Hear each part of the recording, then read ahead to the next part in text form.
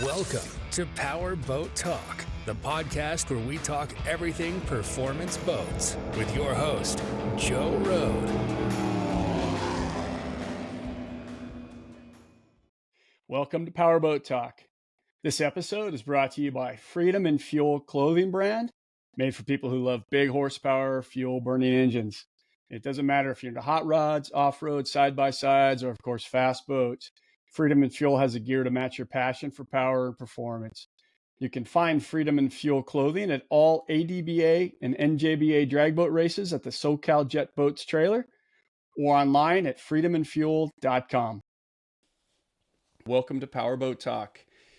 Today I have one of the royalties of offshore racing, Mr. Richie Powers, one of the all-time great Throttlemen, and accolades go on forever. So, Richie, thank you for coming on and talking to me. I appreciate it. My pleasure. How are you doing today? Everything's good. A little chilly up here at Myrtle Beach, South Carolina, but otherwise all good. Yeah. It's good. Just a little chilly usually, right? Get good, really nice summers out there. Beautiful. So obviously, Richie, I mean, you've done a lot of stuff. You've been in the industry for a long time, but what are you up to now? You still staying? I mean, I realize you're retired. You're still plugged into the industry? Not really. You know, when I left, it was, thank you very much. I put in my time and I'm enjoying life now. I have, a little dog that I share with my friend, and everything is very good and casual, and life goes on. Yeah. Well, that's awesome. Get lots of good relaxing. Lots of good relaxing. Well, after your career too, and some of the stuff that we'll talk about, you probably spend a lot of time going, man, I can't believe I made it this far. I can't believe I lived. I had 3 near deaths, so Yeah. that's enough. Yeah. The last one, I said that's it. Never got in a race boat again. Yeah. Good for you. Good for you. So I know you started really early on. I think maybe at Mercury was one of my earliest things, but before that, did your family grow up boating? How'd you get into boating? Well, my father was a commercial fisherman, and he lost his life at sea. Oh no. So it was him and 2 other guys were, lost at sea. Never found the bodies or anything else. And at the time, I had just graduated from high school and didn't have a direction to go or anything else. And so I joined the Air Force because my brother was in the Air Force and he talked me into it. Mm-hmm. So basically, when my father passed, I had just finished my basic training. I was a 1 and 2 engine jet fighter mechanic. So I just graduated, had my orders to go to Germany and stuff like that, and got the notice that my father had been lost at sea. And so I went home and I got a hardship discharge to help my sister and my mom. They didn't have anything. So at the time, I grew up with the kids that worked at the Sarasota Mercury test base. And we used to take the boats out on the weekends, basically steal them and go run the hell out of them and try and. We could never break them, but anyway, we're a bunch of wild kids.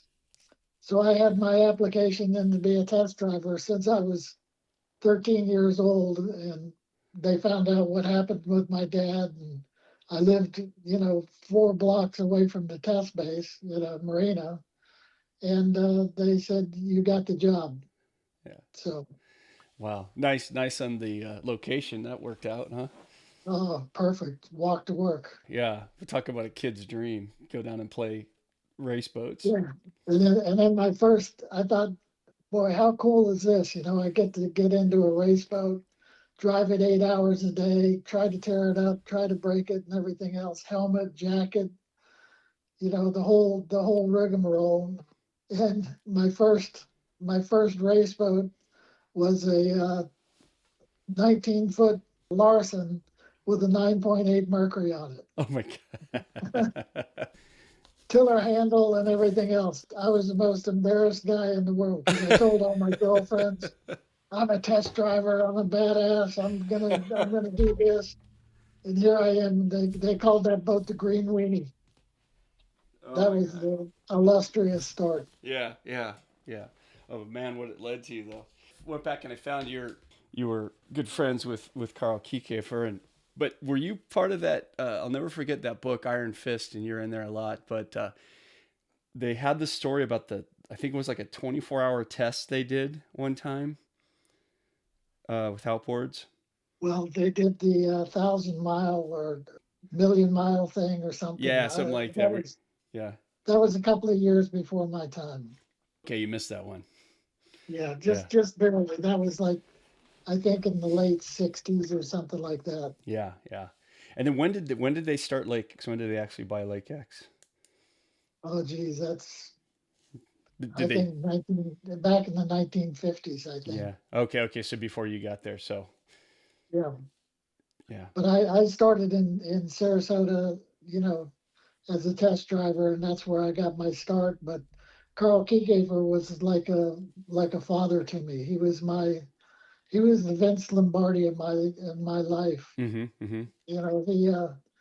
He certainly bailed me out of a lot of issues, a lot of troubles and Mm-hmm. stuff like that, and stood behind me and vice versa. When I went to Europe with the Aero Marine engines, I Mm-hmm. was the only one over there with Aero Marine engines, and we dominated. I always remember he was. It didn't matter what the time difference was or anything else. Every time I finished the race, I had to find a telephone to call him and give him the results, good, bad, or indifferent. Yeah. Oh And my gosh. if he didn't hear from me, there was hell to pay. Yeah. Those days, getting on the phone was probably not easy. Well, the logistics. I look back at the logistics that we went through in those days, back in the '70s and stuff, traveling through Europe with a big race boat, 36-foot cigarette on a semi and stuff like Mm-hmm. this, and the logistics of just getting hotel rooms and Yeah. yeah, it was amazing, Yeah. compared to what we have Yeah. today. No, I can't imagine. Basically Mel Riggs, who was supposed to go to Europe and race with Carlo Bonomi Mm-hmm. in 1972, Mm-hmm. and he said, "I don't want to go. I've got my kids here, and I'm settled back in Fond du Lac and stuff like this. So send Richie." So timing was everything. It Mm-hmm. was Mm-hmm. meant to be, and the first race proved us that we worked together good. Yeah. And you guys, God, you had a crazy run over there, right? Like from 71 to 73 ish. I think you won a ton.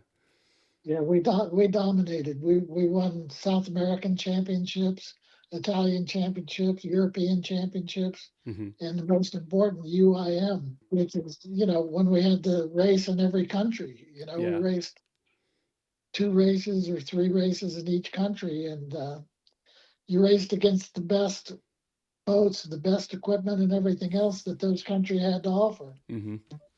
And it was a lot of racing. We were busy. To remind everybody, this was basically when there was real offshore racing, right? So it was big water, long distances. Every race had to be 200 miles Oh my long gosh. to satisfy UIM rules. Oh my gosh. So we'd race from Italy to Yugoslavia. Wow. Uh, and the first night it was for UIM points. We had another boat sitting in the water ready to go in Yugoslavia to race back for Italian and European championships. That's awesome.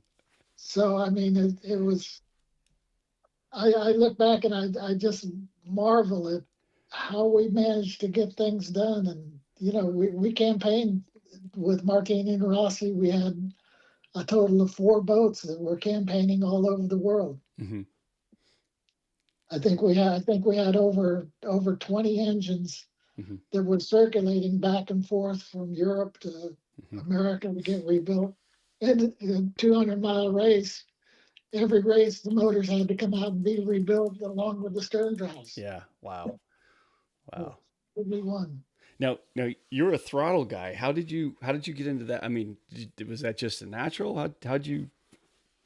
Well, I guess through a lot of testing, but Mm, my mentor was Gene Lanham mm-hmm, mm-hmm, and Doc Magoon. I mm-hmm. was able to. I was when the fuel injected motors came out at Aero Marine. I was involved with prototyping those and making them work. Mm-hmm. So I got to ride in the boat with Magoon and Lanham, and Wow. Lanham showed me how to throttle the boat.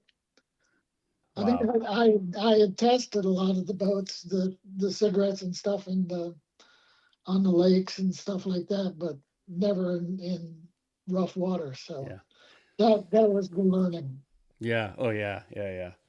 Yeah. I'll tell you, of all the history of Kiekhaefer, the offshore motor program was one of the most fascinating and one of the most successful. I mean, they just dominated for years. And, looking back now, right, we've got so much technology, and I'm sure that the way they were building those motors back then, the guys today would probably, cry over it. But man, it just seemed like, I don't remember the statistics, but it was insane. They won like 90% of the races for 5 or 6 or 8 years or something crazy. So, but you were part of that, right? I was the originator of it. Yeah.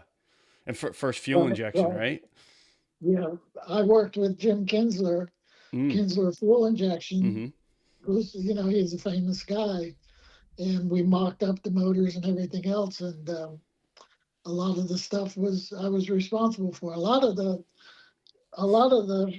things that we came up with back in the 70s and stuff like that, the big trim tabs and Mm-hmm. Mm-hmm. the accumulators and stuff like that, I was Mm-hmm. involved with, developing and making them work. I basically invented the Kiekhaefer throttles and shifts. Mm-hmm. And that was we used to have the little Morse control box, Uh-huh. the little short handles, Uh-huh. and the throw was very short. It was very hard to to get the feel of them, Mm-hmm. and there was nothing to hold on to. So I went to Kiekhaefer and I said, we need to come up with something that it's got some more throw in it. You have a little more feel. Mm. And next thing we knew, there was the lollipops. Mm-hmm. Yeah. So that was me. Yeah, and I'd heard or I'd read somewhere that because you were the guy at the time, and that when you did go to Europe, like Bonami was like couldn't believe he got you. Like you were kind of hand delivered to him to go race with him. So that was an advantage and for him as well. I was Kiekhaefer said I was on loan, and then Benoni, Yeah. after the first year 72. Well, in 1972, we did about half of the season with Aero Marine 9, and we had we were just behind Bobby Routboard and Knocky House in points for UIM.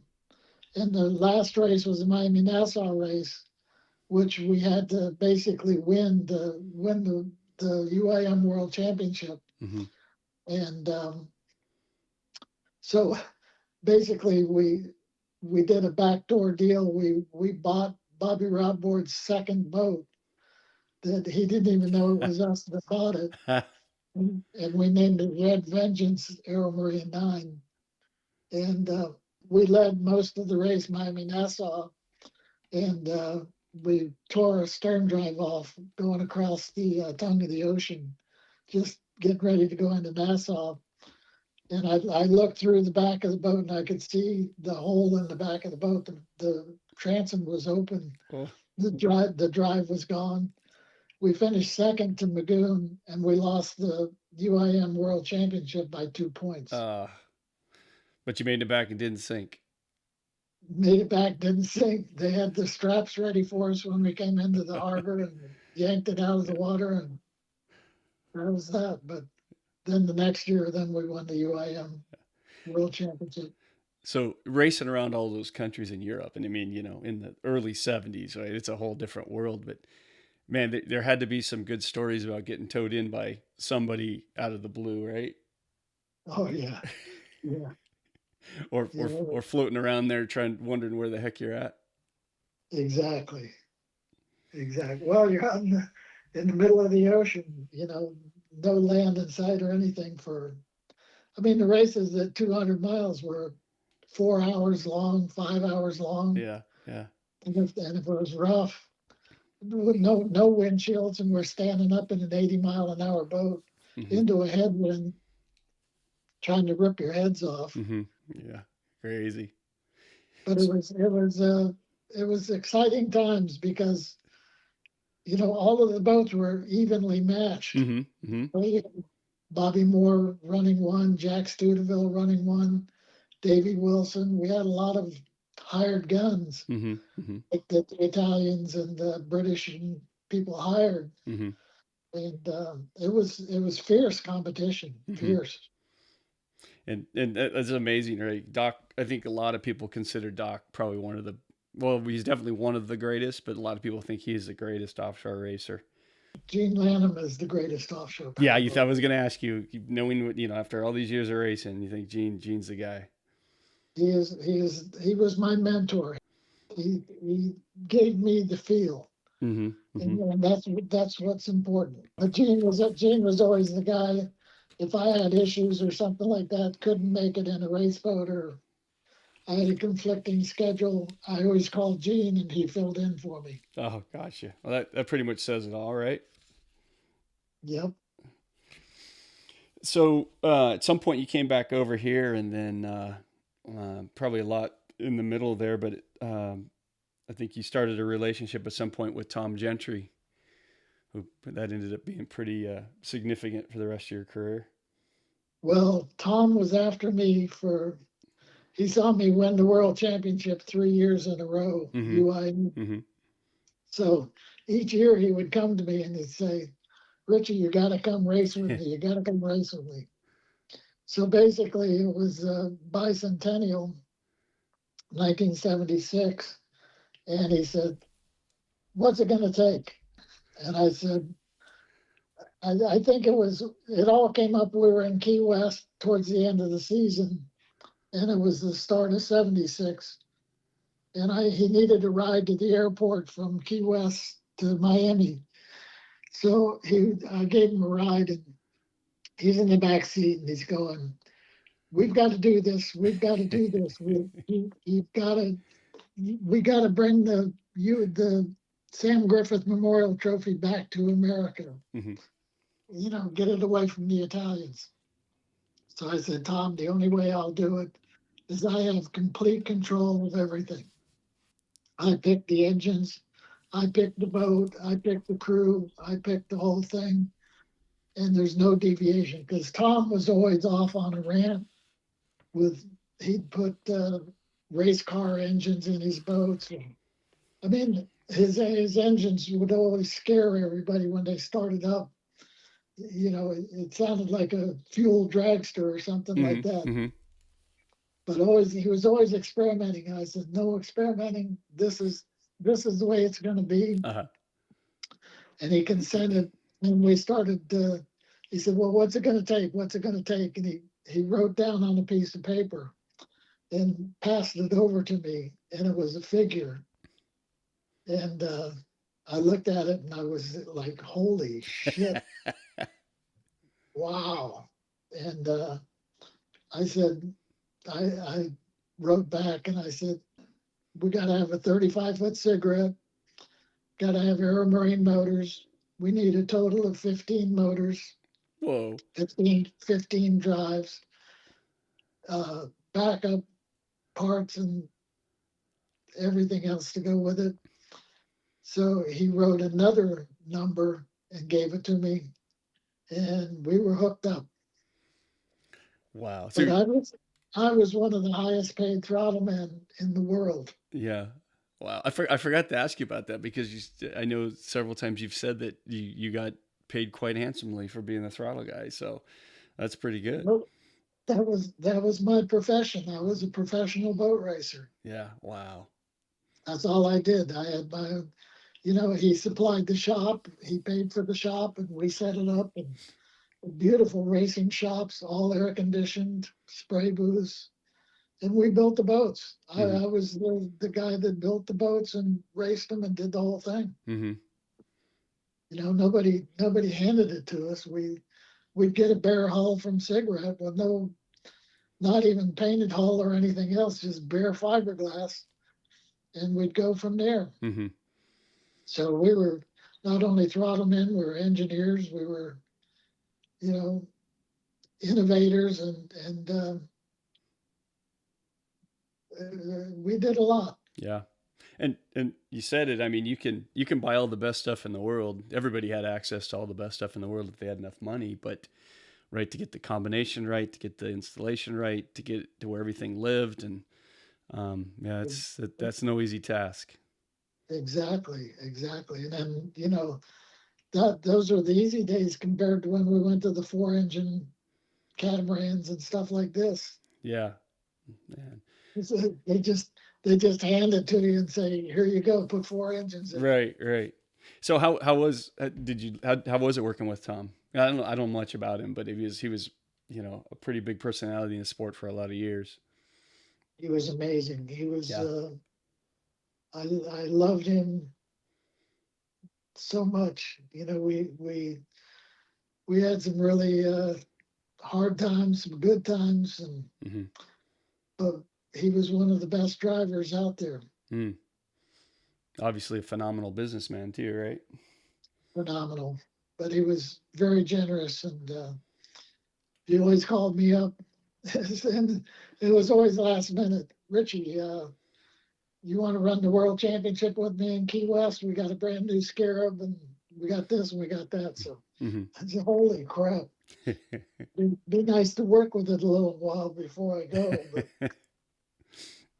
that's the way it went. The same thing when we set the world speed record for the open class 1 UIM, 158 miles an hour. Mm-hmm. Mm-hmm. I went out 2 weeks before the run and started testing, and we pulled it off. Yeah. Now at that point too, he had started doing his own engines, and they were turbo motors. I think he buy Race Aero, I think, and that's kind of how he started his turbo program. Correct. Yeah. Correct. Were you around when he did that? Yeah. I did a lot of the development work and stuff with the turbos. Mm-hmm. Mm-hmm. I mean, when I first went out there, I went to California. I stayed in California for about 6 months developing the X 4-engine 50-foot Cougar that was the ex Howard Arneson boat. Mm-hmm.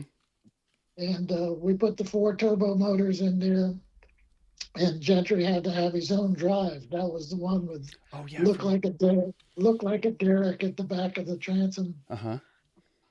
With the rudders and trim on the rudders and stuff like that. So Mm-hmm. that was a lot of development work. Did he literally start from scratch on that drive, or did he buy something and adapt All it? from scratch. Wow. He's the one that did the whole thing. Wow. Is that drive still around in some other configuration? No, never went any further. But Mm-hmm. Mm-hmm. 2 motors into a big chain box, and it was quite a chore to run that boat. But we ended up running it about 180 miles an hour. Mm-hmm. Mm-hmm. So Wow. it was quick. Wow. But we'd always break a propeller or do something stupid or break a shaft or. Yeah, you had, I mean, with 4 engines and experimental drives, you had to be sick of looking at the thing. You probably had those motors in and out, between perfecting the drive system and the connect, whatever your chain driver. That had to be just a ton of hardship getting that thing to work right. It was tough. I remember we were running a race in Miami, and we put the boat in the water. It was, early in the morning, and we're running from North Miami down to Government Cut, getting ready for the start. And it ran so good. We clocked 178 miles an hour Jeez. going down the intercoastal on the way to Government Cut. And we started the race, and the first wave we jumped out of Government Cut, we broke a prop shaft and lost the prop. So, damn. I mean, Yeah, we yeah, had the dominating boat, but yeah. That's what I always think when I see those boats. It's just that's what I just the first thing that comes to my mind is as an old boat mechanic. I'm like, I can't even imagine all the little gremlins that pop. I mean, even today, and I go to a lot of the circle boat races out here. We're talking one engine, and these guys are spending good tons of money. Everything's perfect, and then they break half the time. Like it's so four engines in those days. It's just, man, so much work, so much perseverance to get to do what you did. I just think of all the work behind it. well, my best times was when I filled in for Al Copeland. Oh yeah, okay. In 1988, I ran the Gertz boat, which was a four-engine Ford powered boat. Mm-hmm.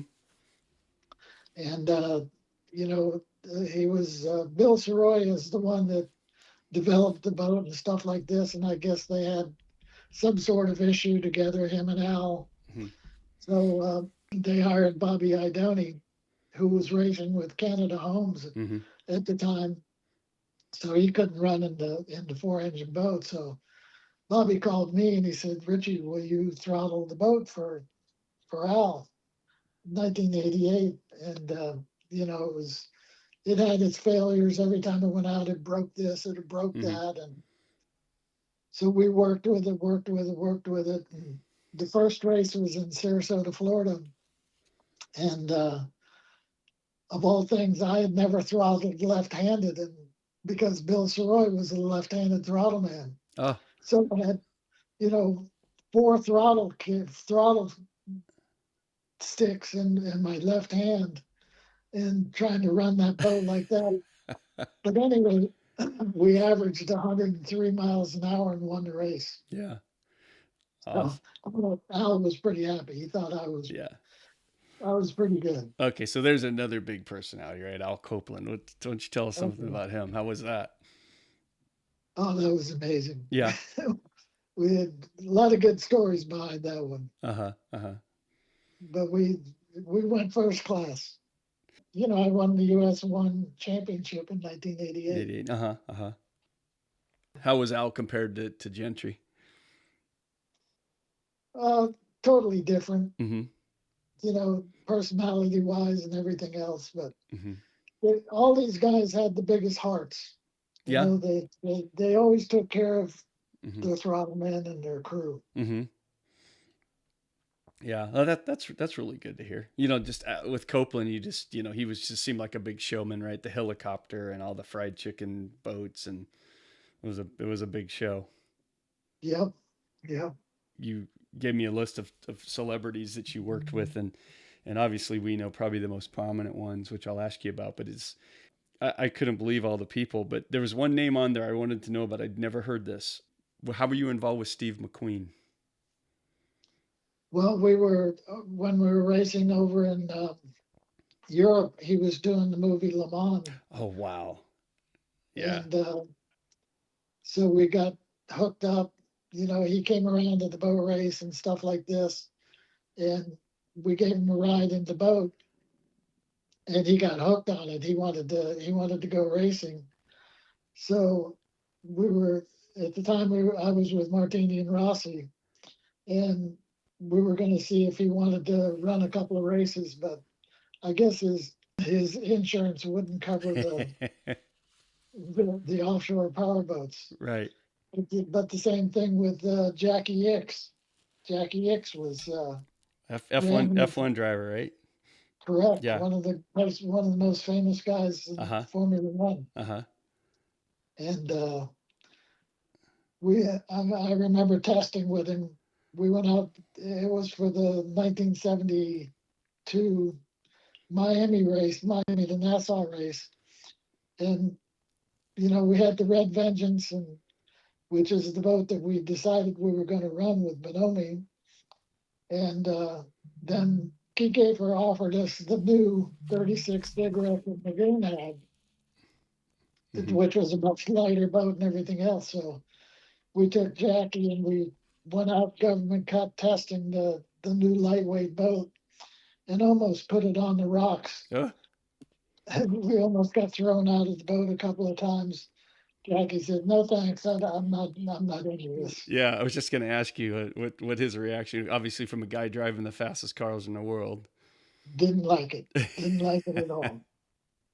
But eventually, years later, I think he got involved in some of the offshore. And I also saw Mario Andretti was he racing over there at the time? Was that the same situation? Well, Mario, I met when he was involved with Celebrity Boat Company out of Illinois or Indiana, something like that. Okay. And he had a little 24-foot or 26-foot boat, that little single-engine boat that he was involved in. They called it the Mario Andretti edition and stuff like that. So they were doing a boat test in Miami, and they had me running the boat with my wife at the time, who was an ex-Playboy bunny. There you go, Richie. So we were doing the film shoot and everything else. And at the time, I had Champion Marine. I was one of the owners of Champion Marine in North Miami. Oh, okay. And we had a 38-foot cigarette that we were using to, kind of photo the boats and stuff like this. And so I told Mario, I says, "Come on, Mario, let's go for a ride. I'll show you how a real boat runs." So we got in the cigarette. I had a pair of 600 horse motors in it. So it ran, close to 80 miles an hour. And he was hooked. We had a good time. And he sent me tickets to the Indy 500. Oh. So I had VIP tickets to the 500. Nice. He's a good guy. Yeah, that's awesome. Man. Yeah. I almost think the F1 guys are, I think those are the biggest, coolest celebrities. But Steve McQueen, I'd never known anything about. Obviously, his motorcycle racing, his car racing, everybody knows about. But I'd never heard about anything about him getting in the boats. That was surprising to me. Yeah. And then of course your most famous escapades with celebrity was the Don Johnson, Kurt Russell. Tell me, how did that happen? How did that phone call go? Well, it was 1988, and Don was building this custom 50-foot 4-engine boat. And I had been racing with Al Copeland. So Don was following my career, and, he would call every now and then, "How's it going? What you up to?" and stuff like this. And finally, I didn't have a contract with Al after 1988. So Don called up and said, "Why don't you come with me and we'll go do it the right way?" So I said, "Okay." And, off we went. But ended up that the boat was, I never liked the boat. And I didn't have a lot of say in building it, but it was supposed to be super light. And it turned out to be super heavy. What kind of boat was it? A 50-foot cat. It was a Revenge. A Revenge, okay. John Sadowski built the boat, but it was just a turd. God, I fought that boat, and it was before the number 6 drives. Oh. So, we thought it was going to be a light boat, so we just ran the fuel injected. It was before supercharged motors and stuff like that, or right in the advent of when they were coming on board. So basically, a pair of 540 cubic inch fuel injected Mercury motors on number 3 drives, number 4s and stuff like this. And, I think we got 125 miles an hour out of the boat or something, barely. But the tongue was hanging out of the back of it. It was just a battle with that boat. Okay, so So he was Don Johnson. He was legit. He was building a boat himself to go offshore racing. Yeah, yeah. I have never heard the story, but I just assumed that, somebody got this actor and put him in their boat, and they were looking for a figurehead, but not the case. It sounds like. Well, Don was, he was hooked. He won the world championship in 1988 Mm-hmm. with Bill Soroy and one of the Scarabs that I built, Mm-hmm. the Superboat. Mm-hmm. So anyway, he knew of my history, and I was one of the top guys to call. Mm-hmm. Mm-hmm. But eventually we changed the motors to supercharged motors, and the number sixes came out. So we put the number sixes on, and Mm-hmm. finally we won one race. We won the marathon in the Florida Keys. Mm-hmm. Mm-hmm. And the good thing is we beat Spirit of the Amazon, Bobby Moore. So yeah. that was a big feat. Yeah. So how was it traveling, the circuit with Don Johnson? Was it pretty crazy? The fans and Yeah. It was, Don got more fans than when Kurt Russell came on. He had just finished the movie Backdraft. oh my gosh. And I remember in Key West, I went to the airport, Key West Airport, to pick him up, and he flew in on the Universal jet. He got off the plane. He had this butch haircut, T-shirt, blue jeans, and just a paper bag. Mm-hmm. And I said, Kurt, where's your luggage and stuff? He says, right here. He says, you got some T-shirts for me? That was it. Yeah. So pretty down to earth guy. I remember walking down Duval Street with Don and Kurt, and everybody was, admiring Don and worshiping him and all this kind of stuff. And Kurt wasn't getting so much. And one of them said, the reason Don gets so much attention is he's on television once a week. Yeah, right. And me, with the movies, we last for about 3 months, and then we're no good anymore. Right. Well, in Miami Vice was, it started a movement, like, right. It was one of those TV shows that wasn't just a TV show. It was genre changing, right? So he was about as hot as it could be at that period of time. Yeah, no, it was incredible. One of the races we ran in Miami, we were going out government cut, and the boats, the spectator boats, there were thousands of them. It was incredible. So Kurt's in the back and Don's driving, I'm throttling, and we're just idling out to the start. And this little boat comes up beside us, the little Bayliner or something like that, with this beautiful woman standing there, and Kurt stands up and he pulls his, like the sign pulling his shirt up. So she pulled her shirt up, and there it was. Boy, we laughed about that the whole way. They were going nuts in the back. Yeah. And then that's was one of the first races that Kurt was the navigator. So we had a certain amount of laps that we had to do. Uh-huh. And so we're racing against Popeyes, and it was a heavy battle back and forth. And so we're trying to keep track of the laps and everything else. So we called back to Kurt. It was almost towards the end of the race. I said, "Hey Kurt, what lap are we on?" He says, "Oh hell, I forgot. I lost track at lap 7." It's a thing. So Don says, "I think we better do another lap." Oh no! After the finish. So. Yeah, Kurt, you had one job. One job. No, I lost track on lap 7. Oh sure, yeah. Like I can't imagine like a guy like Kurt Russell that hops in a boat like that. That's an unbelievable experience. Like for even an experienced boater to get in an offshore boat, like especially the way you guys flew them back then. And how was this first time? Did you ever have to did he start crying or anything? Like how was it? Well, it's funny because when Don, we were down for the World Championships in 1990, 1988, 89. something like that. Mm-hmm. And anyway, Don was doing the movie with Mickey Rourke, Harley Davidson and the Marlboro Man. Okay. So his insurance company wouldn't let him race the boat. Mm-hmm. So that's why Kurt was involved. Kurt then ended up having to run the boat. Mm-hmm.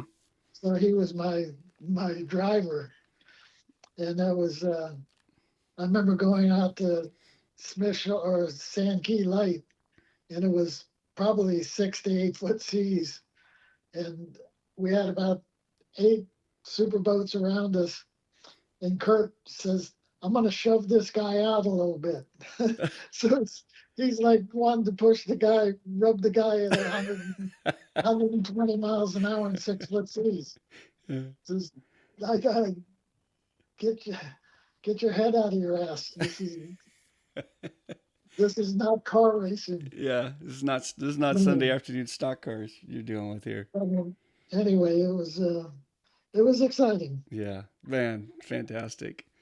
That has to be a great chapter. Obviously, you probably follow offshore racing still today. Do you watch the videos and stuff?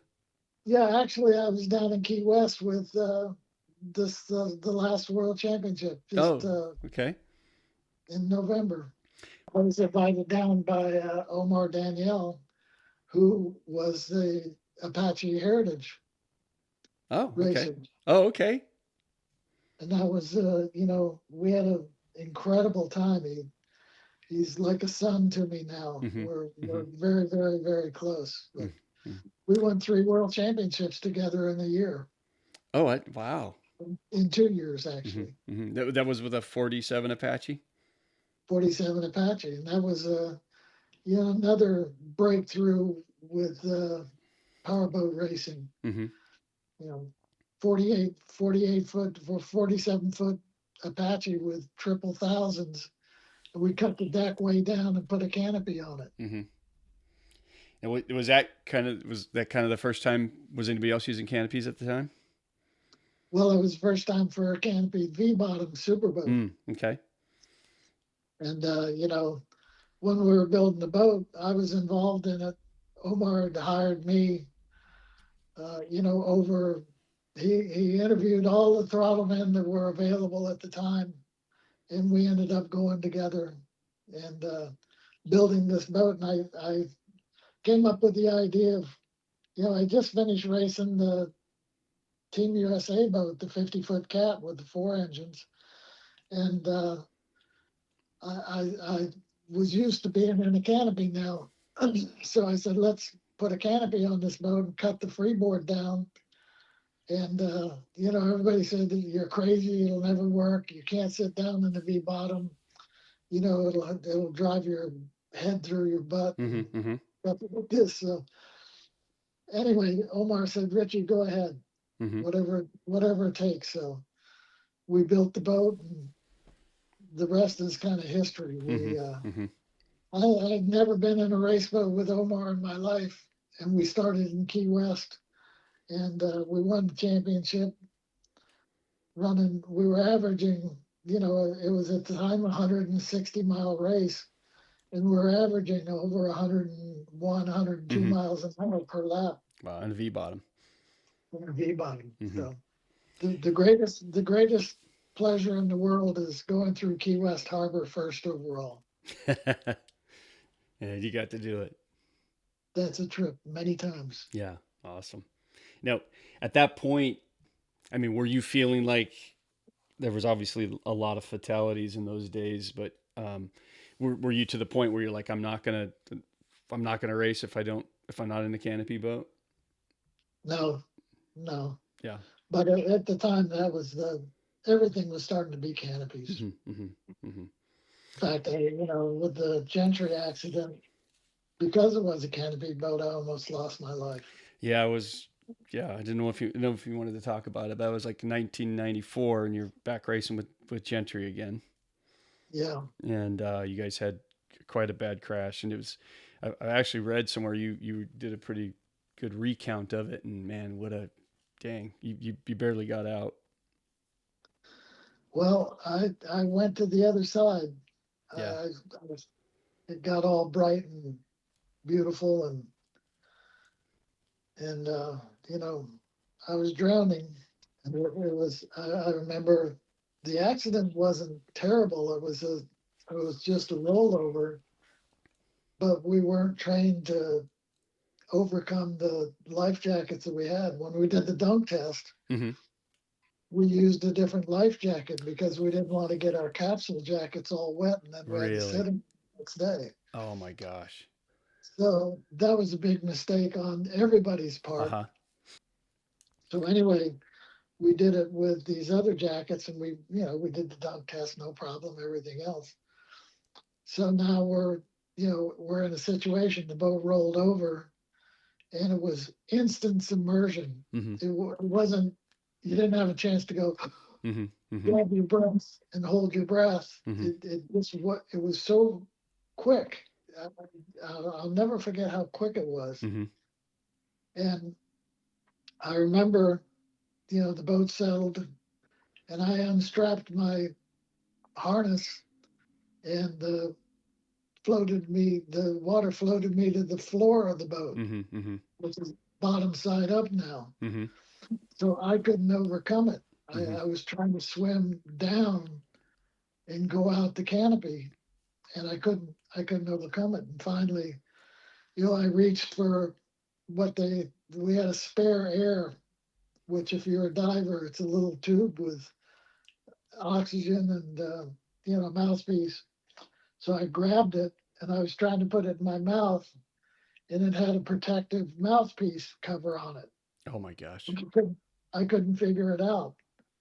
And if I'd have just had my wits about me and a little more training, the regulator for the oxygen was right by my hand, by my right hand. But now I'm out of the seat and I'm disoriented and everything else. So finally, I couldn't hold my breath anymore, and I just took a great big breath, and everything got nice and smooth, and I could see the bottom going past. There was a storm blowing us out of the harbor, and the next thing I knew, a diver had grabbed me and was pulling me out through the canopy up to the side of the boat, and I got almost to the surface, and I got pulled out of his hands.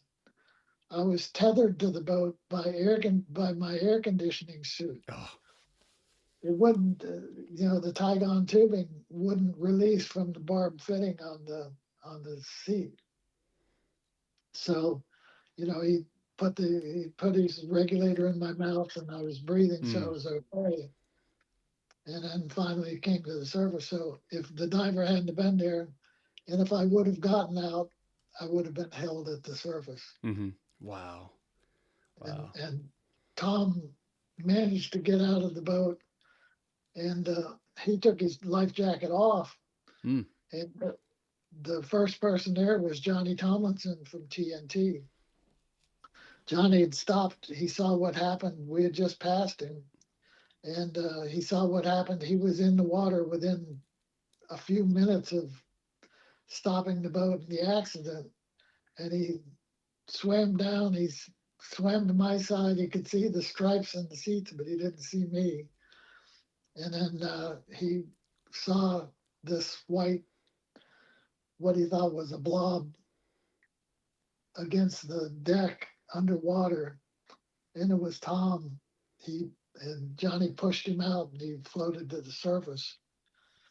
And just a terrible day. They should have stopped the race, and Tom was on a backboard, not breathing for several minutes because they wouldn't stop the race. It was a storm going on. It was just everything in the world that was against us. Yeah. Wow. It was a bad day. Wow. So was that kind of your one and only time to going upside down in a canopy?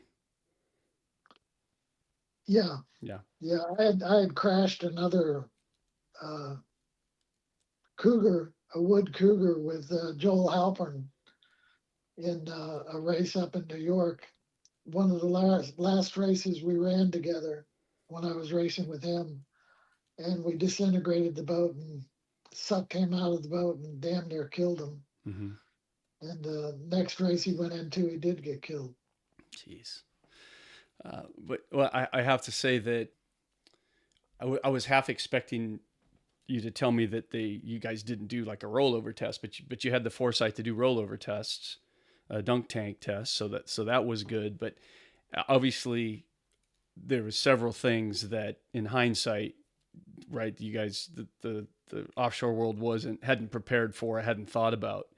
Did things change after that? Well, yeah, I was one of the big people with pushing for full canopies and everything else. And at the time, it was, canopies were just coming onto the scene. But I went to a lot of the safety meetings and pushed for the safety, and I think a lot of that helped. So it was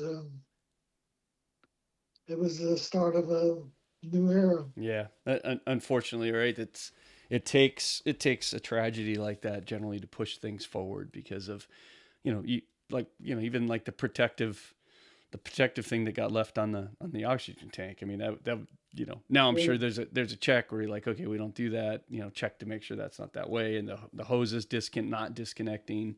A lot of that kind of stuff might have been unforeseen stuff. You just didn't think it was going to happen. Exactly. I mean, if we'd had the training to just, all we had to do is just grab the regulator, which was right to the side, stay in the harness, and grab the regulator and start breathing. Right. But we were trained to open the harness, get out, and go. So anyway. Yeah, man, Richie, sorry to go through that. That had to be crazy, and I think if I'm not mistaken, that was kind of it for you, right? I don't know if you ever went back and raced after that. Nope, no. I had a lot of offers and stuff, but I just, when I was drowning, I thought of my wife at the time and my daughter. I thought to myself, it can't go like this. Just you got to get out of this thing. And God pulled me out, saved me. And funny, I was at the hospital with Johnny Tomlinson was at the hospital. We were, with Gentry, and I said to Johnny, I said, why is it Tom? Why wasn't it me? And Johnny just looked at me and says, wasn't meant to be. Yeah. So wow. And what a stud for Tomlinson to do that, and that's amazing. Well, he's an angel. He's one of my special friends in the world. Johnny's followed my career since he was a kid. So he's my brother. That's awesome. And you mentioned Bobby Moore a couple times. Was he kind of your rival? Was he like? He was my bitter rival. Yeah. He didn't like me at all. Yeah. I mean, we were always cordial, but boy, when we got in the race boats, it was over. And there's so many guys like Jack Studeville, and when you're going into the races over in Europe, 200-mile races and stuff like that, you're racing against Knocky House and Bobby Moore, Jack Studeville, Davey Wilson. There was a whole contingent of us over there that were hired guns. And, we're all fighting for prize money and world championship points, European championship points. But, I mean, we were running probably 12, 14 races a year all over the world. So most of us had 2 and 3 race boats that were in different ports and stuff like this. So. Now, when these guys were looking for throttle guys, I can't remember which guy you were telling me, like, he was interviewing throttle guys. Was a lot of times, was it you and Bobby kind of at the top of the heap competing for some of the same jobs? Pretty much. Bobby was, he was definitely one of the founders of the Throttleman position and stuff like this. He was a badass. Yeah. Now the story goes that he was the one that actually was the first guy to actually start, separate throttling the boat separately. So it says. Okay. Yeah. Okay. Again, God, you race, with Gentry and Copeland and, a lot of big time owners like that. I know you raced at some point. You raced with Bernie Little was an owner too, right? Of one of the boats you raced. How was he? Bernie was terrific. Bernie was. We raced the ex American Eagle, the 1976 UIM World Championship, and we renamed it Anheuser-Busch Natural Light. Okay. Bernie was a special guy, very Yeah. special guy. Yeah. Stood behind me all the time. Well, that's good to hear. You said that about Copeland too, like just all good guys. So it's good to hear. Yeah, and I raced with Rocky Aoki. Oh yeah, Benihana. Yeah, the Benihana. Yeah. One of all things, we built this super lightweight 38-foot Bertram, which at the time was one of the hottest boats going. So when he hired me, Harold Smitty Smith was his throttle man for many years, and I guess they had a falling out or whatever the case was. So he hired me, and we built this 38-foot Bertram, super, super light. And I'd never run the Bertram, and before it was new to the sport. And I remember testing it, and I couldn't get the damn thing to run. We're late getting it ready for a race that we had to go to in Newport Beach, California. So we're testing, it's getting dark and everything else, and I'm running in the intercoastal, and the boat's just terrible. It's chine walking, it's nose down, it's just not doing anything that it's supposed to do. Uh-huh. So I got pissed off, and I said, I hit the trim buttons out about as far as they would go, and the boat picked up and ran like 92 miles an hour. Uh-huh. I said, "Holy crap! this is this. I figured this monster out." Yeah. So the first race we ran together, the helicopters would come over filming us, and he'd stand up straight in the bolster, not even leaning it back against it, and he'd start whipping the wheel back and forth like he's really, take this. This is the movie. So I hit him in the chest, and I knocked him back into the bolster, and I grabbed the wheel with my right hand, Yeah. and throttled with my left, and he finally got the hint, to settle down, and we led the race. Right at the finish, we blew an engine, and the oil caught fire in the engine room. Now this is a brand new, beautiful Bertram. Oh. It was full of oil and on fire. Terrible, terrible day. But we saved the boat and everything else. Next race was in St. Petersburg. We were in the lead, and we came off a big wave, and I saw him turn the wheel like he was trying to miss something. So when we landed in the trough of the next wave, the boat landed on its side at 90 miles an hour and spit me about 100 yards out. So 4 broken ribs, punctured lung, broken arm, broken nose. That was the last race I did with Rocky. Oh man. So, thank you very much. No more kamikaze. Yeah. Oh my gosh. I was thinking about that. So was that kind of your worst interaction with the driver? Because there's got to be times, right, as a throttleman and driver, you're out of sync, and you guys have some words or have some fisticuffs like that. There was no chemistry. Yeah. Yeah. Just we didn't click. Gotcha. Yeah. And, was he kind of the only guy? Was he kind of the worst? Was that kind of your worst experience? Probably the worst. Yeah. In fact, when I was, I was out of it with my injuries and stuff like this, Gene Lanham throttled for him, and they going out government cut. They were getting ready for the race, and Rocky ended up running the boat against the rocks or something. Oh, So Gene says, "That's it. yeah, I'm done." yeah, Anyway, yeah. Gotcha. Well, crazy. Hey, I wanted to ask you about because you've raced in all the Miami, Nassau, Cows, Torquay, Cows. Those are famous big water races. What was kind of the most memorable of those, or what was kind of your favorite? well, my favorite was the cows, Torquay cows, Uh huh. Uh and huh. my best story is 1980. I got a call from uh, Harold Grady, who was working. He was building the engines for Bill Ellswick. And Bill Ellswick had been over with Paul Clauser running for one of the championships, and had a 38-foot Scarab Satisfaction.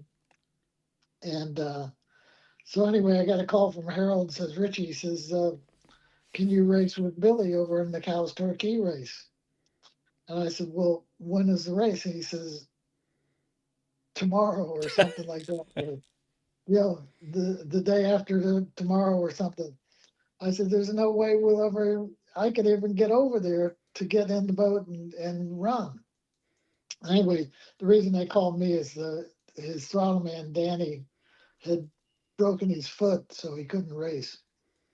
So anyway, I said, Harold, there's no way. And Harold said, look outside your window. And there was a limo out there with Harold in it, yeah, waving for me, come on, come on, come on. Grab a pair of jeans and a t-shirt and let's go. So we did the Concorde, flew the Oh, Concorde did you over really? Wow. to London, and helicopter picked us up, took us to the Isle of Wight, and I got in at, I think it was about 10 o'clock that evening. So we stopped at the race boat. The crew was down there prepping it and everything else. The race was the next day. So, we're going through the systems and everything else. I'd never been in the boat in my life. And so, long story short, we started the race the next day. We won the race. It was a 240-mile course. We averaged 79.8 miles an hour. Won the race and got back, went to the celebration, jumped on the helicopter, went back to Heathrow, took the Concorde. We were back in Miami on Monday morning and made a lot of cash. Yeah. Oh, good. Good. Yeah. Man, that's the epitome of jet setting right there, Richie. Well, that's one of the people asked me how fast have I ever been. I said 1,320 miles an hour, twice the speed of sound. Yeah. Yeah. And Holy shit! and again, the story of Richie Powers' life, and live to tell about it. Yeah, yeah. That was the second trip I've done on the Concorde. Uh huh. Really? Wow. I went on it. I was called to Don Aronow and Francisco Constantino had asked me to come over to Venice, Italy for the World Championships and run an experimental halter cat, which was built by Billy Siebold for open class racing. So I went over and ran the boat and we knocked the tunnel out of it. But anyway, Concord over, Concord back, and big payday. Yeah, that's good. Hey, I love that. Most guys don't talk about that, but I love the fact that you got big paydays. That's nice to hear because I think a lot of these guys did it for nothing. So good to hear. Well, one of the things that I preach to people that are in racing nowadays is to get personal liability insurance. Mm, Get your insurance if you're stepping into the boat. Because all those years that I raced and stuff like that, uh, the regular insurance companies aren't going to insure you for racing. right. So my friend Omar Danielle with Apache Heritage asked me, we're getting ready to go racing. He says, are you covered under insurance and everything else? I said, no, I never thought of it, to tell you the truth. And So he bought me a $500,000 insurance policy just for the racing. Mm-hmm. And it's something that these crews nowadays have got to think about, that if anything happens, they need to get covered under insurance. It Mm-hmm. was Lloyd's of Mm-hmm. London at the time that Mm-hmm. insured them. Mm-hmm.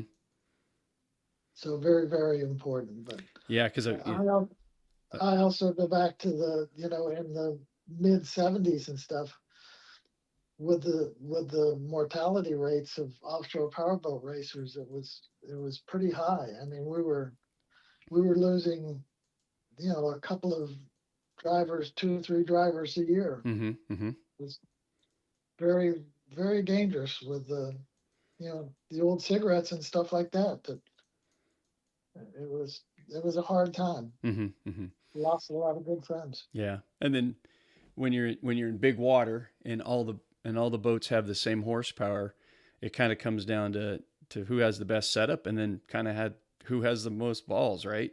Who the guy that's gonna Yeah, hang it out, and there's a fine line between hanging it out and crashing sometimes. if you see some of the pictures of the Cowes Torquay starts, you'll see there's like 50, 60 boats all running side by side towards the start flag. Mm-hmm. I mean, there was some hairy, scary racing. And then, like you say, I remember the scariest thing always was the start of the Key West race, going out the harbor, out to when we used to go out to the Sand Key Light. You'd start hitting those swells and stuff like that, and you just didn't know which way you were going to land Mm-hmm. half the time. Mm-hmm. But it made you pucker up. Yeah, you guys, man, what a generation, or a couple generations of just studs. Like, you guys, unbelievable. The miles that you did and the things you went through. That's pretty amazing. Yeah, I have 60 career victories. Wow. We average it out to 200 miles a race. That's 12,000 miles in first place finishes. Wow. Amazing. Amazing. That's a lot of ocean miles. But Yeah. Yeah. like I say, we were out in the boats for 3, 4, 5 hours, Yeah. depending on we ran in fog, we ran in force 2, force 3 weather, and I mean the Europeans they didn't quit. And some of the Europeans that we raced against were the toughest of the world, and they had some really good boats, and they had the Aero Marine engines and Mercury engines and stuff like that. Yeah. Yeah. When you won, it was a big one. Yeah. Hey, so I mentioned the Aero Marine engines and how successful they were, but I didn't ask you. So what was the reason of success? Like, is there anything you could kind of base it on? Was it just you guys were meticulous in how you built them, or I mean, it was like I said, the record was just amazing with those engines.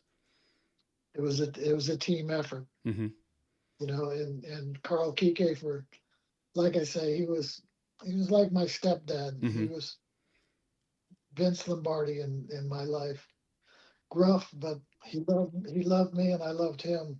But we came up with so many innovations, like I said, with the throttles, with Mm-hmm. the trim tabs, with the power steering units. I mean, we came up with power steering at the time that was inside the boat instead of outside, Mm-hmm. and it started breaking the steering shafts in the transom plates, and we'd lose complete steering. So Mm-hmm. all the innovations that went through to modify those and make them work, and Mm-hmm. just a lot of innovations. I was also involved with the gear ratios Mm-hmm. when we first started racing the number threes and stuff like that in the late 70s, I guess. No, early 70s. Everything, the gear ratios were only 1-to-1, and we're running 2-blade propellers. Ugh. So, we worked on that. That's when we came out with the 1-3 drive, which, was a big breakthrough. Oh, that had to be huge. Wasn't surfacing yet. And then Kiekhaefer came out with the 3-blade propellers. And eventually, we developed the 3 blades, then developed the 4 blades and the other gear ratios. The final gear ratio that I ended up racing was a 168. So, we a lot of test work. I spent a lot of time in Wisconsin when I was available and tested, Magoon's X race boats and stuff like that out Mm-hmm. on Lake Winnebago. But many, many innovations. Mm-hmm. Yeah. And I think, I don't remember the exact dates or history, but I know at some point the tabs, the propellers, the controls, I mean, that kind of saved when Kiekhaefer had started Kiekhaefer. I mean, that kind of saved him at some point when he quit doing the engines, because I think now of course this is what I read, was that, at some point when Fred got kind of control or became head, they kind of realized the engines weren't making much money on the engines, so they quit making the engines and they were living on the parts, but the parts ended up being really good. Yeah. Well, it was a big transition. Yeah, yeah. So awesome. Well, and then when you quit racing, you started Fast Boats Marine Group, and you became a boat dealer, I guess, huh? Yeah, we were, we had a pretty good thing going. Not the greatest, not the most fun in life. Yeah, yeah. Well, Richie, after all the boat racing, come on, it was never going to be that exciting again. Yeah, Yeah. but I did have some good sea trials with, at the time we were running the Nortex and stuff. Mm. The Mm. cats with a, pair of 1,000 horse motors. Mm-hmm. I remember running a 36 Nortec with a pair of 1200s in it for this lady that was living in Australia, and she was there with her family. But the boat was for her. She was buying it, and she'd never been over 50 miles an hour in a boat. And so we went out in the ocean, and I got it up to about 140, and she peed her pants, but she loved it. She wanted to go faster. Yeah. So that was a trip. Yeah. The new boats, compared to from where you saw it to where it is now, that has to be just an unbelievable journey of technology for you to witness. Yeah. Yeah, yeah. For the outboards and the 1,100 horse motors that Mercury are Uh-huh. building, you run a full season on. I mean, it's crazy. Yeah. It's circuit racing. Yeah. I mean, you still got your waves and stuff like that, but it's the transition. It's the new era. Right. Right. Yeah. I mean, it's too bad, but It's still boat racing. yeah. Right. Boat racing is, it has its phases and it goes through the different eras, but Right. Right. I think it's, with this International Hot Rod Association being involved now, is going to be a real breakthrough. That's going to be, I was in the days when HFC was on board and stuff like this, and Mm-hmm. we were going to Mm-hmm. have huge prize monies and everything else, and it never materialized. Mm-hmm. So now, with the new group, it's now if they would just put one group together instead of being splintered by 2 or 3 different groups, it would be a blessing. Yeah. Yeah. Hopefully, and it sounds like they're getting a little closer to that, but yeah. But going back to the real offshore racing you did, like it's too bad we couldn't do more of it. But I think when everybody stands back, you realize some of that stuff was kind of crazy, and you guys probably shouldn't have been doing it. So there's that. So I'll tell you a quick story. My one of my favorites was when I was starting as a kid. I ran the Bahamas 500 in 1967. Now, at the time, I was the riding mechanic. So it was a tandem 21-foot Seacraft Oh my gosh. with a pair of 110 horse Mercury outboards, Uh-huh. inline sixes, and standing tandem. Gene Wagner, who was my boss at Sarasota for the test base, was the driver, and I was standing in the back, reading his life jacket, and looking around to try and navigate and stuff like this. We did the Bahamas 500, which was 514 miles long. Jeez, wow. One stop for fuel in Nassau. We finished 16 hours and 48 minutes, nonstop, except for the stop for fuel in Nassau. So 16 hours and 48 minutes. They stood us up on the dock. We finished at night. And on the way into Lakaya Harbor, we had about 30 miles to go to the finish. And we stuffed the boat into a big wave, and it sucked Gene out of the boat. I ended up grabbing his ankle and holding him back into the boat. So I saved his life. When we got to the dock, they stood us up on the dock and we fell over. I was going to say, when you said I'm like, how did you stand up? Our equilibrium was shot. Yeah. It took almost a day or so to, I mean, you're standing there for no sitting down, no nothing. Yeah, and, right. You know, some of the waves, some of the areas that we raced in were 6 foot, 4 to 6 foot. Yeah. A 21-foot boat with not a lot of power. Not a lot of power, but that was when we were factory racing. Yeah, right. That was offshore racing. Yeah. Man, amazing. Pretty crazy, Richie. Pretty crazy. A lot of stories, a lot of stories. Everybody, I threatened to write the book, but then I say, who's going to pay me for it? I'm a professional. Yeah. I need to get paid for this stuff.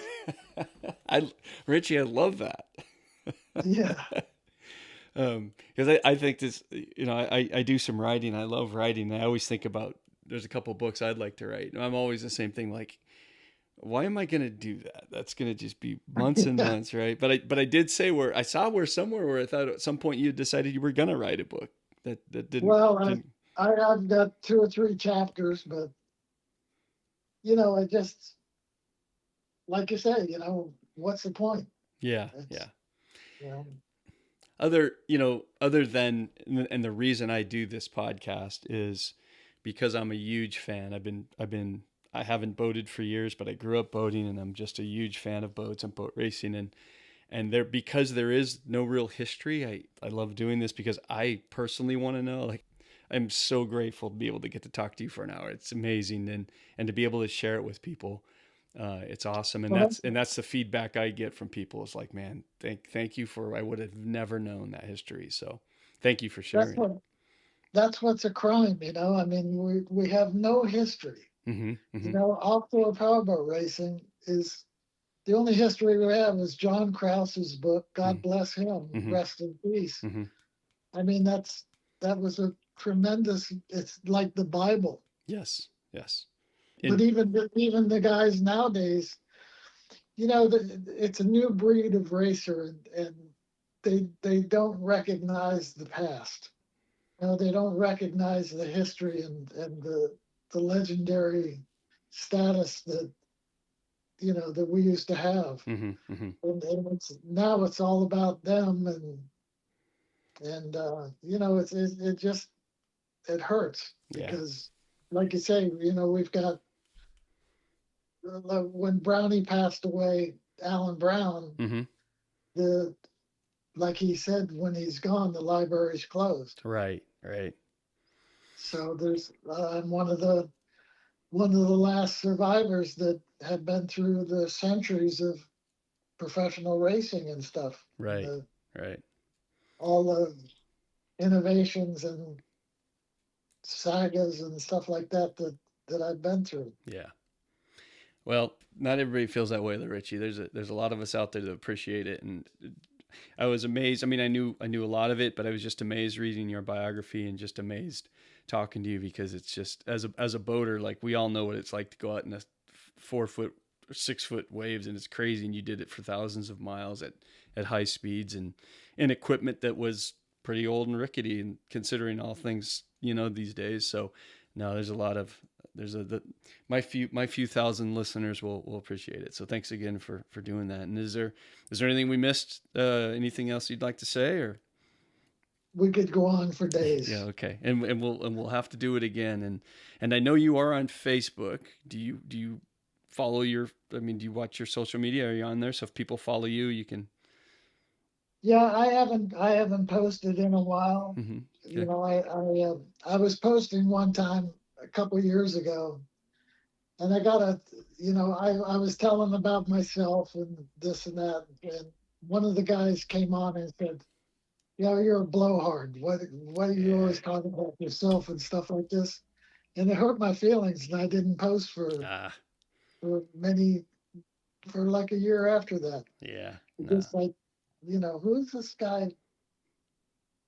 Anyway. Yeah, you got to ignore those guys, and there's a real easy way to go on your. It's not easy. Nothing on social media is easy, especially for us old guys. But there's a place where you can just delete those posts and just delete them. And the way I see it is, every one guy that comes on and says something negative, there's 1,000 guys that don't come on but really like what you're doing. So, yeah, don't let that go. In fact, anybody listening to this, go on Richie's Facebook today and tell him how much you love his stories and you want to hear more. So. Awesome.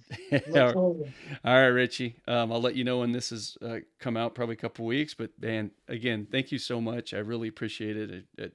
You came on first. I tracked you down, and you just came on my first request, and I really appreciate it. I love talking to you. So. My pleasure. It's much appreciated. Thank you. All right, buddy. Now I'll let you know. I'll give you links and everything when it comes out, and then so you'll be able to watch it on YouTube. Sounds good, Joe. Thank you, my friend. All right. Thanks, Richie. Take care. Have a great day. Bye now. Bye-bye. Thank you for listening to Powerboat Talk. If you like what you've heard, please head over to Apple Podcasts and give us a 5-star review. For more Powerboat Talk, follow us on Facebook or Instagram, or visit our website at powerboattalk.com.